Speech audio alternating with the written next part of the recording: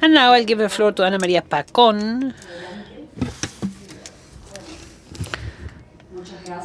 Thank you very much, Isaacs, for inviting me to attend this meeting and to participate in this discussions which we started yesterday, which have been very interesting for me, and I share what Judy has just said. The fact that there are so many disciplines present here improves and makes the discussion much richer. When we talk about public health, IP and health, the organizers had asked me to talk about the discussion that was taking place nowadays in the Andean community on IP and health. And I told them that I was accepting the invitation, but that unfortunately within the Andean community there is no kind of discussion nowadays on IP and public health, because right now the Andean community is being reorganized. It has become very small. There are only 20 officials working there, so it is sort of paralyzed. It's not working in areas where analysis and parliamentary legislations are required. That's why I'm going to tell you now what Peru has been doing throughout this discussion and what has been implemented in Peru. Well, yesterday we talked quite a bit about this process, and I am just going to highlight the areas or issues which have been relevant for Peru. When negotiations started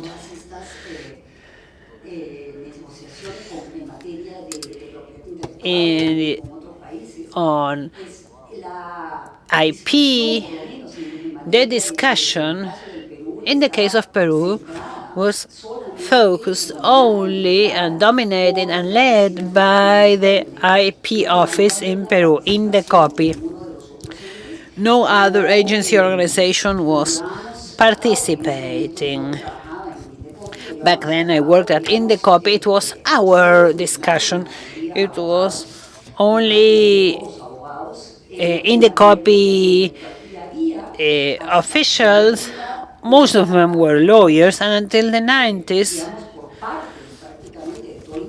the whole Indecopy thought the more protection, the better for the country, without no analysis whatsoever, because back then no analysis had been made, no assessment of the economic impact had been made, and no other assessment at all about this increase of protection in the area of IP, for health or for any other area for that matter. So the biggest difficulty back then was discussing within the organization.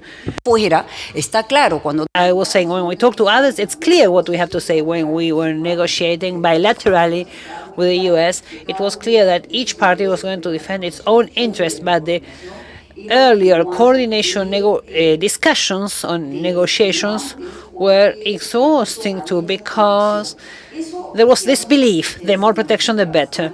This changed significantly, partly as a result of the pressure exercised by NGOs, international NGOs, when free trade agreement began to be discussed with the U.S., and there was pressure on the administration to have all areas participating and to expand divisions. So this is the scenario which we had in 2003 when negotiations with the U.S. started for the first time ever, and this is positive. All public institutions are called on so as to define a Peruvian position before starting the negotiations with the U.S. This was positive.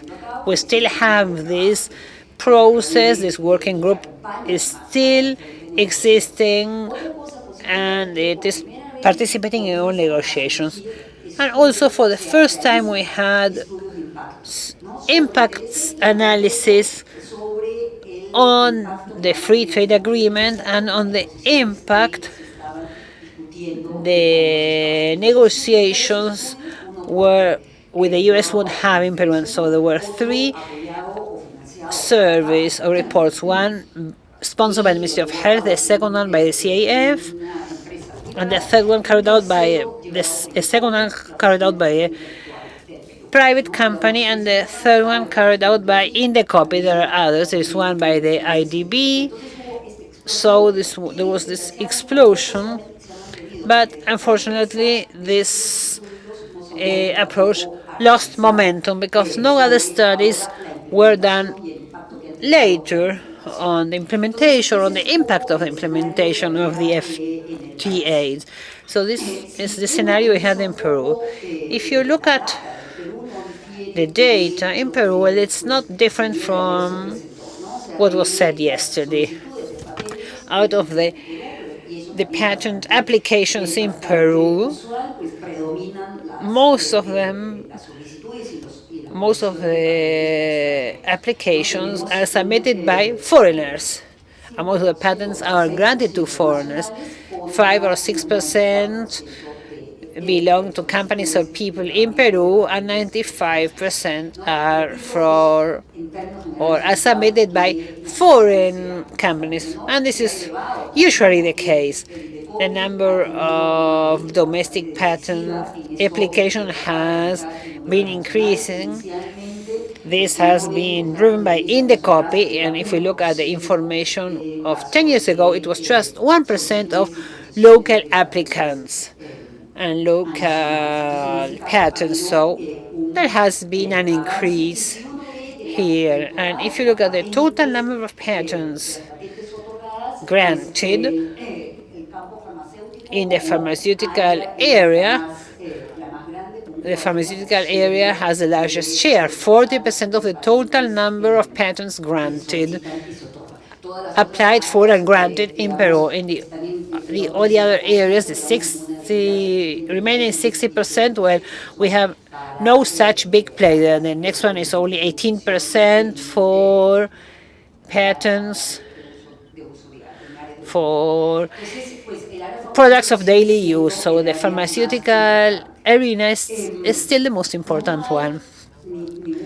There is no statistic or analysis in the area of pharmaceutical patents to show which sectors or which subsectors are asking for more patents. Before going to the next slide, I'd like to stress, though this was mentioned yesterday, in Peru, like in the other Andean countries, we have decision 416 in the area of IP, which includes standards on patents. This was the scenario before negotiations started in 2003-2004, when the decision when the US gave us the green light to start the negotiations. So to say, Colombia was the first country to go. After that, we had Peru, Ecuador, and Bolivia was an observer.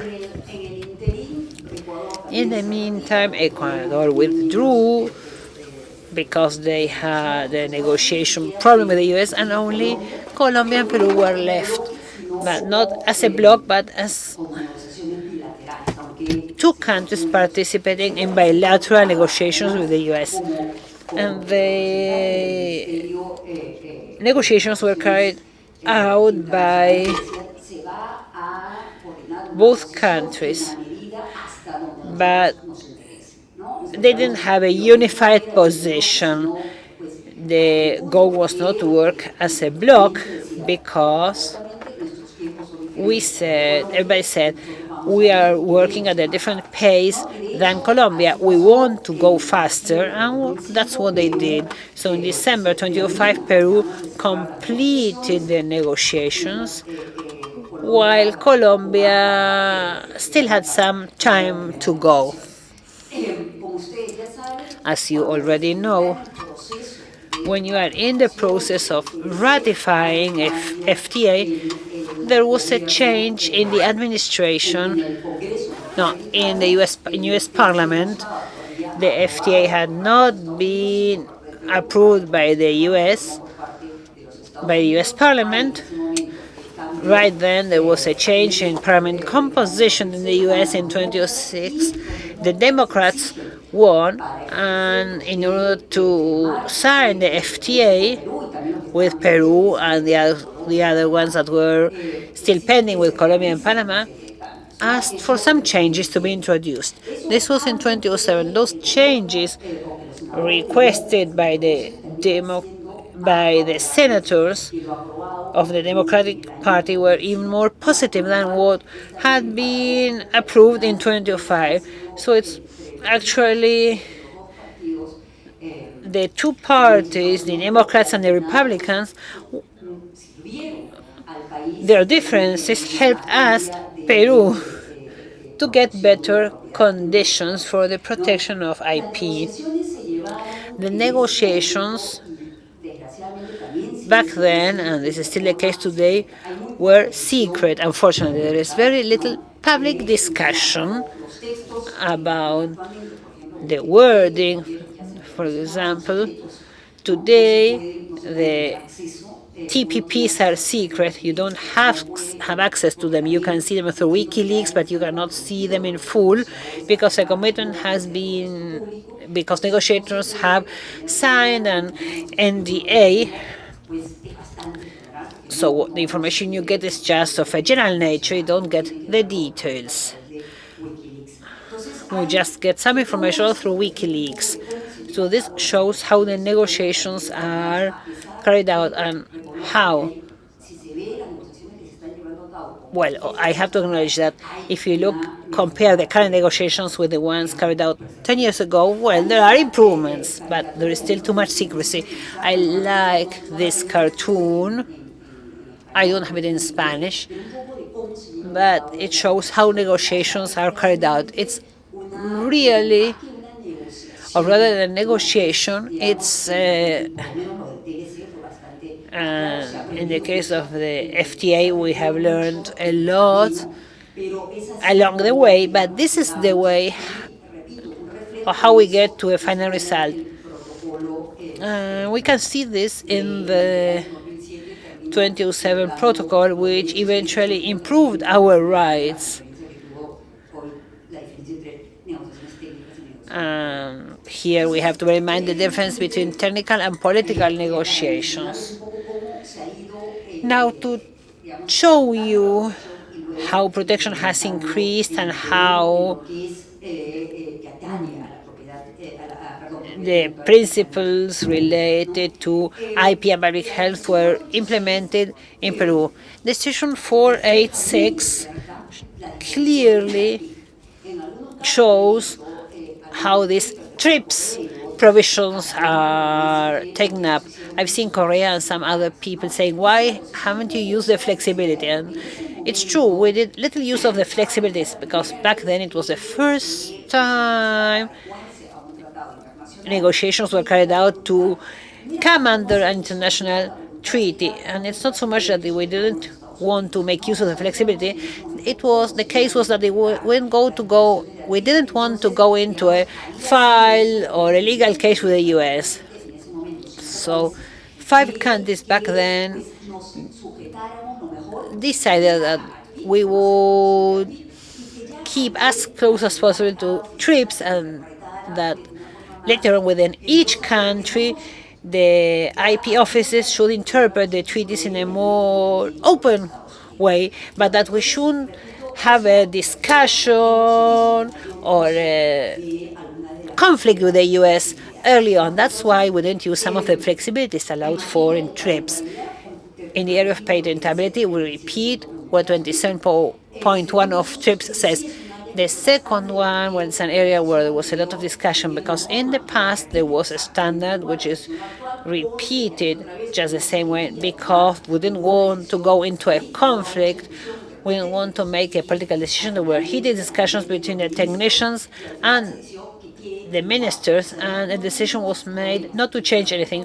We had no issues with 344 with the US. Let's keep it like this, and let's let it up to each country to change it. Could the second uses be patented? Yes or not? In some cases it was allowed for, in the case of Peru, and in some other cases, like in Colombia, it was not allowed for. This was overcome through the Andean court, which says second uses are not allowed for, and this case was solved ex post facto if the decision is ambiguous, but in the Andean court, a decision was made not to accept second uses, and this hasn't changed. Regarding exceptions to patentability, 486 don't talks about the molar exception, because as you know, it's not included in TRIPS. We might have included it, but again, the idea was let's not create unnecessary conflict. But there wouldn't have been any conflict back then because Peru was not asking for clinical trial information to be submitted. Regarding compulsory licenses, we almost copied word by word Section 31 of TRIPS, exhaustion of rights. We made use of flexibility. There is international exhaustion. This is regulated, so parallel imports. The term 20 years with no extensions, and regarding the protection of test data, we just copied 31.3 word by word, but we leave a note so that in the countries the administrations might include the protection for exclusive rights. Colombia was asking for this back then because in the previous decision, exclusive rights were granted for 5 years. This time we said 39.3 does not grant exclusive rights, except with this possibility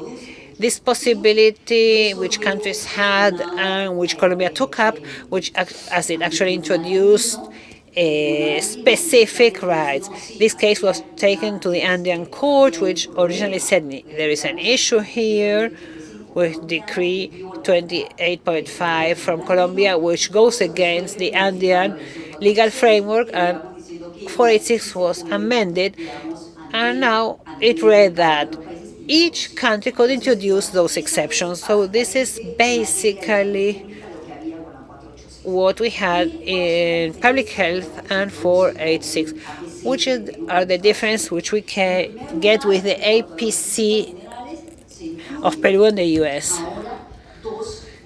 Regarding the general requirements, we have some provisions which are not in 486. Following the TRIPS, they say that the three requirements are novelty, industrial application, and inventive. In the FTA with the US, they say that inventive nature could be used as a synonym of non-evident, and usefulness as a synonym of industrial application. And this reflects the US policies and practices, and this makes it easier to patent treatments, surgical treatments, and diagnostic tests. The bowler exception is regulated. Regarding the compulsory licenses, they are accepted, but they are more limited than in 486. Originally, in the first agreement negotiated and concluded in 2005, a linkage between the patent office and the health authorities was set up, but in June 2007, this was done away with. In the case of extension of the term of protection, an extension was allowed for in the case of unnecessary delays or unexplainable delays by the IP office. This was kept in 2007, but the country said that in the case of pharmaceutical products, it was not mandatory to grant that extension. And in the case of test data, as you all know, exclusive rights were included for health-related applications and applications for agrochemicals. So in the FTA, the implementation in Peru had two stages. The first one in 2008, two decrees were passed to implement these standards. The U.S. was not satisfied with this, and new laws had to be passed, which were much more stringent according to what was requested by the U.S. And this was the last thing signed by Mr. Bush before he because he finished his term in Peru. The treaty did not come into effect until the implementation was not authorized or approved by the U.S. In the case of Chile, where the U.S. learned, not having the implementation by our Congress to be related to the treaty applied. That's why you are on the watch list now. But in Peru, there was a lot of pressure by the Ministry of Trade and Economy to have this coming into effect. Well, some commitments were made in this sense. I have already been told that my time is up, so just to explain the application of this in terms of protection cases, there is one case that has been requested because of delays, and the office, we must say, wants to make a proper interpretation, not to delay and extend the term of duration of the patent. So considering the statistics that is in the HEMIT, the Healthcare Authority in Peru, out of 42 cases, 19 are current in the years that this has been implemented. 19 cases, I said, and 7 are pending. Therefore, if we compare where you have the most experience, seniority in terms of protecting this data, the numbers are double if we compare this with the period 10 years before. Now, what happens now? Civil society is currently putting pressure to grant a compulsory license on atazanavir, which is a retroviral medicine, because they consider this retroviral in Peru has a cost of 31 soles, that is about $10 each tablet. The same retroviral in Argentina is about $1.50, less than $2. In Brazil, less than $1.